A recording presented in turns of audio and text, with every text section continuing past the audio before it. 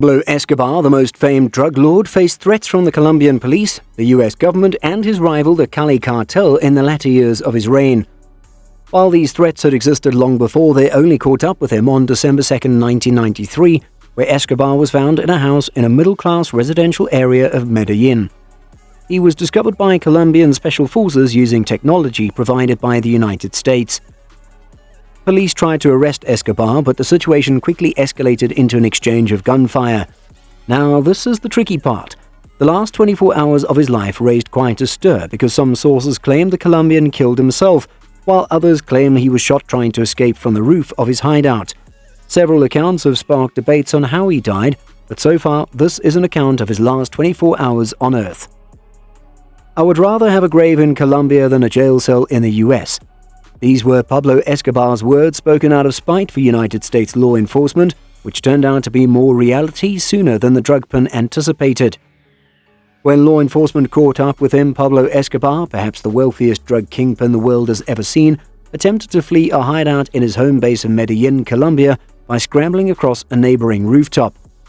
Accounts from rival traffickers and gang members, intelligence documents, and Escobar's own family indicate that the troops and soldiers who claimed to have killed Escobar and were backed by the legitimacy of the state may not have been responsible for the kingpin's demise. In late 1989, after Escobar dealt a series of bloody humiliations to Colombian government officials and security forces, then-President Virgilio Barco created a special police unit to deal with the kingpin and his cartel.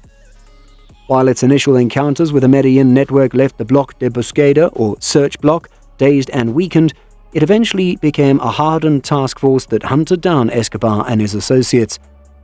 Assisted by US Special Forces, US Army intelligence, and members of the CIA and DEA, the search block pursued Escobar throughout 1992 and 1993. According to official accounts, it was the search block that ultimately killed Escobar. On December 2, 1993, one day after Escobar's birthday, according to Mark Bowden's book Killing Pablo, he celebrated with marijuana, a birthday cake, and wine, and it was then that the search block tracked the drug baron to Los Olivos neighborhood in Medellin. The search block was able to converge on the house where Escobar was speaking on the phone with his son. La Casa Azul had a spacious parking lot where up to 10 vehicles could be parked, but due to the scarcity of visitors, it became a recreation area, a multi-purpose space that also served as a football field or basketball court. The days were long, the nights eternal, and since they could not go out, they were forced to invent an ideal world.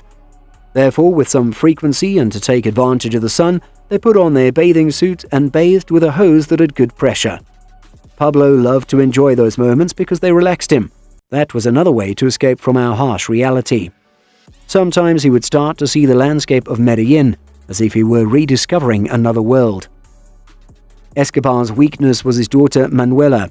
When she was 9 years old, the youngest of the Escobars was the one who suffered the most from the confinement. The girl wanted to go with her grandmother, her cousins and friends, but her father was strict in keeping us away from the outside world for security reasons. Only exceptionally, and when Manuela reached the limit of despair, did Pablo agree to let her go on the weekend with one of his teachers. Making his daughter happy had the same priority as the war he was waging against the Colombian state. In a house near La Casa Azul in Medellin, Escobar waited for his enemies. He was more afraid that he could not have been more human, bloodthirsty than dead. He no longer had a choice. His son is convinced that he killed himself before his captors did.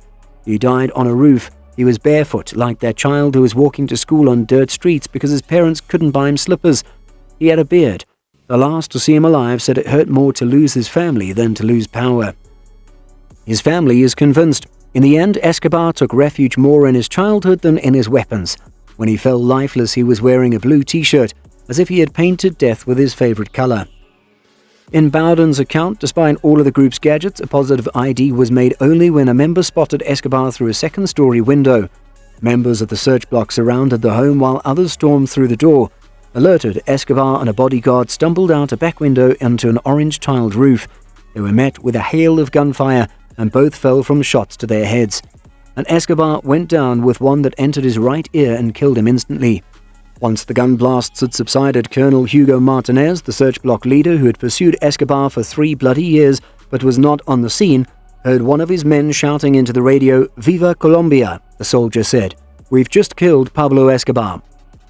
In January 1993, according to Bowden, a new group had joined the hunt for Escobar, Perseguidos por Pablo Escobar, or People Persecuted by Pablo Escobar, known as Los Pepes, was made up of rival drug traffickers, paramilitaries and others scorned by the Medellin cartel boss. Earlier, in mid-1992, Escobar's execution of 2 lieutenants had broken his cartel into warring factions.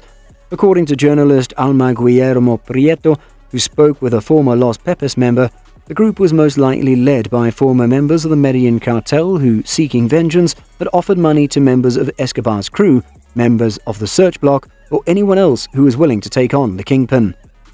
Los Pepes were, in Bowden's words, some extra-legal muscle who didn't mind crossing the lines of legality and morality that Pablo so blithely ignored. Many in the Colombian government were said to be open to their participation in the hunt. According to DEA documents cited by Bowden, the group probably received funding from the rival Cali cartel and likely got information from the Colombian National Police and allegedly U.S. intelligence agents operating in the country. A 2015 court ruling ordered the CIA to release more documents that could shed light on the suspected cooperation between the American government, Colombian security forces, and Los Pepes. Los Pepes quickly mounted a campaign that rivaled that of Escobar's in sheer violence. In early 1993, there were up to 6 killings a day. Low-level cartel managers, former state officials linked to the cartel, Escobar's attorneys, and anyone was fair game. Escobar retaliated with more bombings in urban areas, and Los Pepes responded in kind, destroying numerous properties belonging to Escobar and his associates. This is a success for the country and the government. The Medellin cartel has been dismantled with the death of Pablo Escobar, said Major General Octavio Vargas Silva, one of the heads of the Colombian elite forces tasked with pursuing Escobar. There is no definite information about the shooter who managed to kill Escobar. The Escobar family, members of the Medellin cartel, even the intelligence documents were unable to confirm the real executioner of the cocaine king. Escobar is known to have died from a gunshot wound to his right ear. The gunshot wound led to speculation that Escobar had committed suicide. He shot himself for a purpose, which was to save his family. Escobar's son, Sebastian Marroquin, said, "I firmly believe that my father committed suicide to save the family from being held hostage by a rival group." The death of Pablo Escobar, the Colombian cocaine king who was once on the list of the richest people in the world, remains a mystery to this day. The last 24 hours of Escobar were filled with bombarding emotions, from long call periods with his family down to the generally acclaimed flight from law enforcement. If you enjoyed the video, like and share the video with your friends. Don't forget to subscribe and ring the notifications bell to stay connected to the channel.